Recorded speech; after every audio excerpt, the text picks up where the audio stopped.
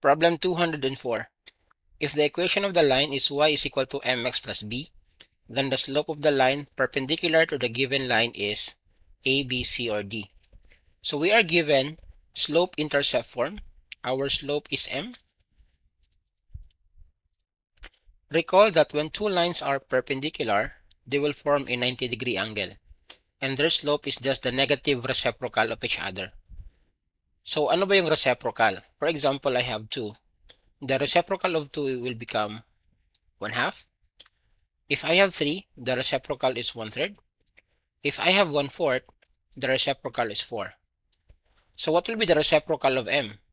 The reciprocal of m will be 1 over m. But since they are perpendicular, their slope will be the negative reciprocal. So this will become negative 1 over m, and that is letter A. Follow for more.